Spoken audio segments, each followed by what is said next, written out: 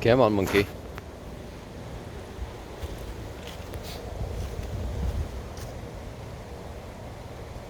Come on, doofus.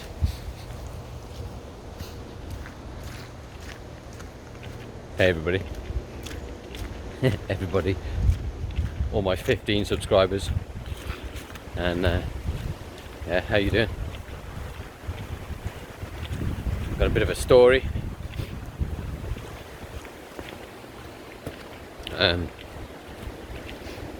Hopefully you can hear this.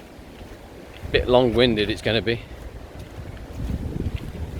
Back in May, I was driving my van, and out of nowhere, the engine just lost all power. It sounded like an old steam train. I was like, oh my god.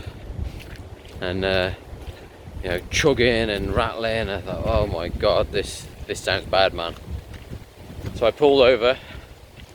I was in Telford at the time. I pulled over,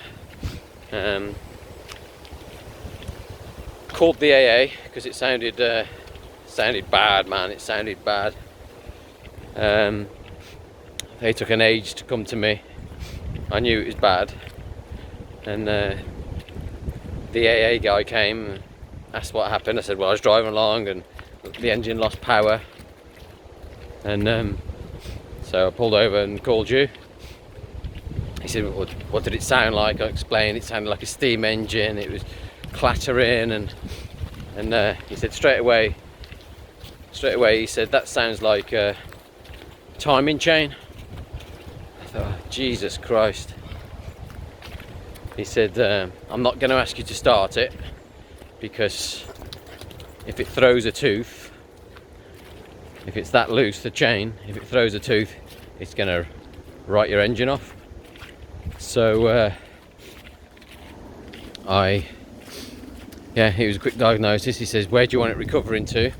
I said, well, you better get me to my dad's. You better get me to my dad's in Wellington on the drive. And so recovery came. It took about 3 hours. Fucking nightmare. And in that time period of getting home and that, I decided, well, I've got to do this myself. I mean, a timing chain on a transit van, the timing chain cover, to get that off, you have to drop the engine, because there's a big engine mount right in the middle of that cover, and to get the cover off, the engine has to come out, man. So you're talking between 1,500 and 2 grand for a workshop to do that. I mean, at the time I wasn't, before my business got going, I didn't have that kind of money. So in my head, I'm gonna just do it myself. Got to do this myself. So the next day I set to work, got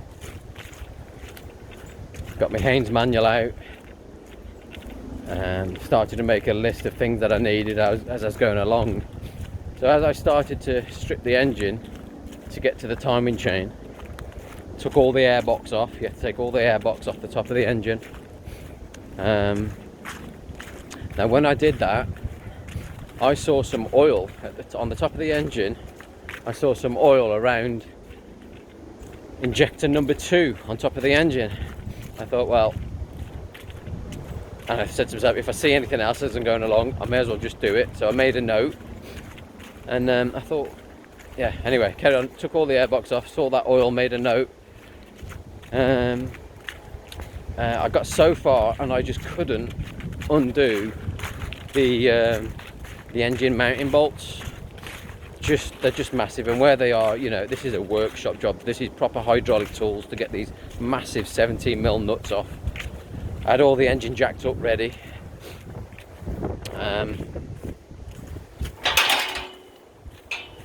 Come on. So I called a mobile mechanic. I spoke to him, told him the situation. He said, geez, he said I couldn't do it on a drive. He said I'd have to get it into a workshop. And I thought, fucking hell, that's a recovery truck, and then I'm still going to be faced with this massive bill. And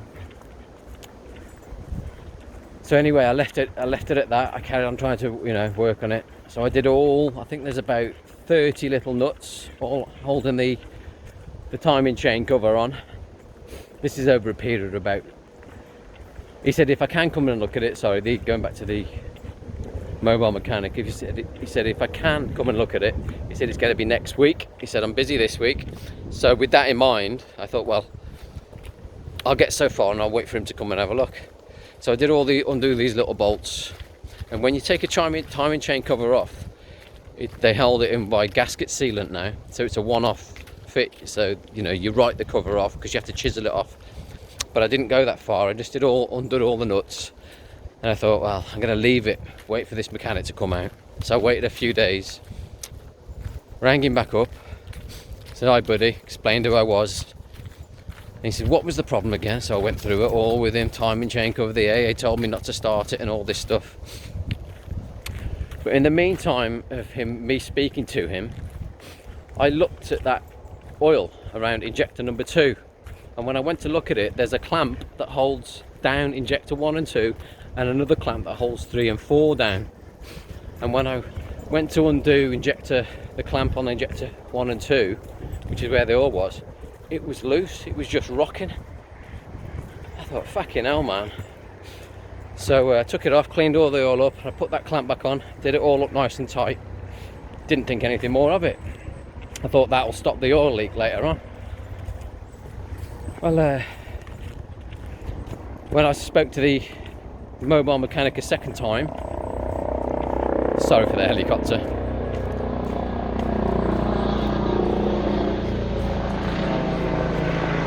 When I spoke to the mechanic the second time, trying to get him to come out and look at it, he said, why do you think it's that? I said, well, the AA told me this, He said, what was the exact noise? He says, because if a timing chain's gone, he said, it is unbelievable. And I said, well, it sounded like a steam train. He said, well, to me, he says, that sounds like your injectors. I said, mate, it's funny you should say that. And I told him about injector 1 and 2 clamp being loose, and then I've done it back up. He said, mate, you fixed it. I said, you what? He says, I'm 99% sure. He said, you fixed that car. He said, have you started it since you've done that? I said, no way, man, not after what the AA said. He said, start it. I said, no, I'm not going to start it. I said, because if it fucks the engine, he said, I'm screwed, man. He said, tell you what, he says, I'm half an hour away. He says, free of charge. He says, I'm going to come down to you and we're going to start that car. And he says, because you fixed it. Oh yeah, something else I had to do as well in preparation to get this timing chain cover off. I had to cut all the pulleys, the belts off all the pulleys, because they're a one-time fit on them. So they were off. Power steering and water pump and everything like that. I had to cut the belts to get the cover off, which I'd left on. And so he said he's going to come. I said, right, I'll get all the bolts back in the timing chain cover.